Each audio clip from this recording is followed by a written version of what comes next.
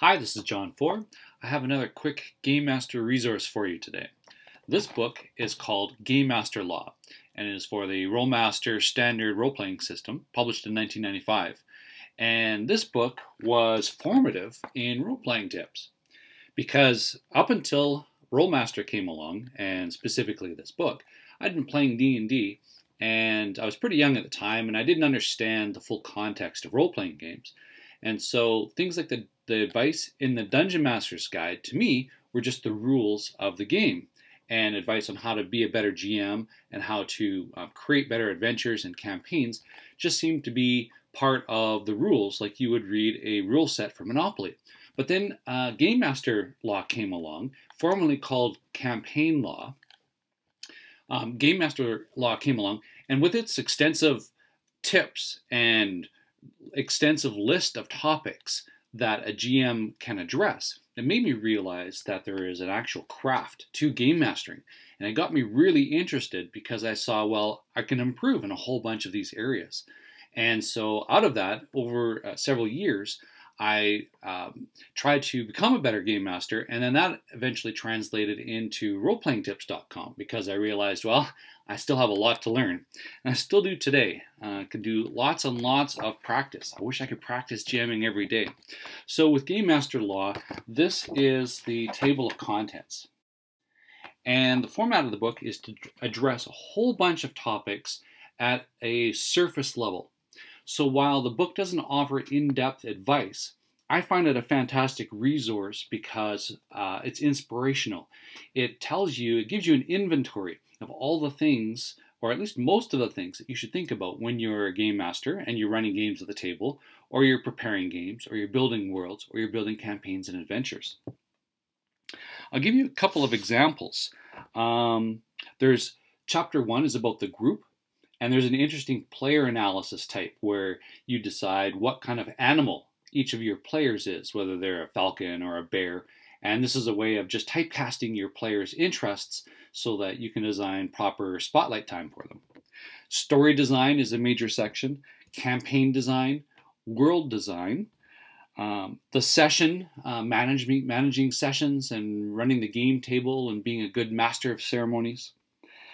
Things about tournaments and special environments, and then that's the part 1 of the book. Part 2 of the book gets more into the Rolemaster rules side of things, and so it will be a little bit less applicable, but still it has things like cultures and races, climate and weather.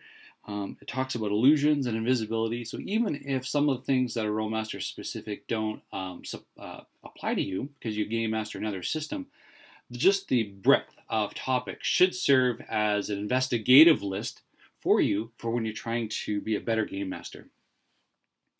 Now, on the downside, I find today that a lot of the advice is fairly superficial. I pulled one example as I was skimming the book last night as I pulled it off my shelf. This one is on creating new professions, and this is a little bit Rolemaster specific. But they say that creating professions is a very delicate matter, and there are many, too many aspects of game balance to consider when creating a new profession. Then they say that they're not going to talk about that aspect at all, but instead the rest of the section, which is 3 paragraphs long, talks about, well, don't allow all types of professions in your game. And a profession is like a class in other game systems, or an archetype. So they start out with something tantalizing, and I was hoping they were going to get into, okay, what are all the things you consider for game balance when considering professions in a Rolemaster campaign, because some of those rules and heuristics might apply to other game systems. But instead, they say that they're not going to talk about that, and that don't do it. And instead, think about restricting professions in order to make your world unique. So that's just an example. There are several other things. Well, I'll come up with another example right now. They talk about a player mix, what kind of players you should try to attract in your group.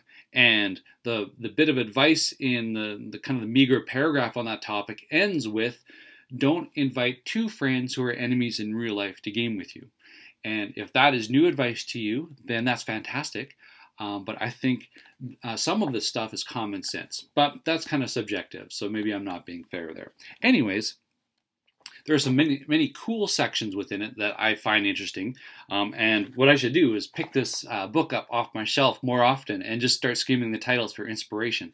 An example of a cool section is probability. I think most game masters should understand the probability and statistical nature of dice rolls, so that when you are designing games and when you are making ad hoc decisions and saying, well, let's just do an ad hoc skill check and I'm applying certain modifiers or adding on kicker dice, whatever the situation, then you understand how you are skewing the odds and the statistical, the probability of outcome, and understanding whether that is affecting game balance at all, and whether it's fair to the characters and the players and to your game feel and look and fun factor. So that's a cool section. Another one is the player types, which I mentioned before. I think while it's a little simplistic, it's a good idea. They offer some good perspectives on the type of personalities that can show up to your game table. And then there's a cool section on story share and story leverage, and what each is, and one versus the other. And I was just reading story leverage last night, and I didn't quite understand the difference between that and story share. So that's in the book, and there are many other cool sections which I won't go into today. I conclude by saying that this is a fantastic Game Master resource, and if you can find a copy in PDF format, or if you find a copy online that's within your price range, then snag it up, because as I said, it gives a surface level treatment of most GMing topics, but the breadth and scope of topics covered gives you an awesome inventory list of things that you can decide if you need to investigate further to strengthen your game. Check it out.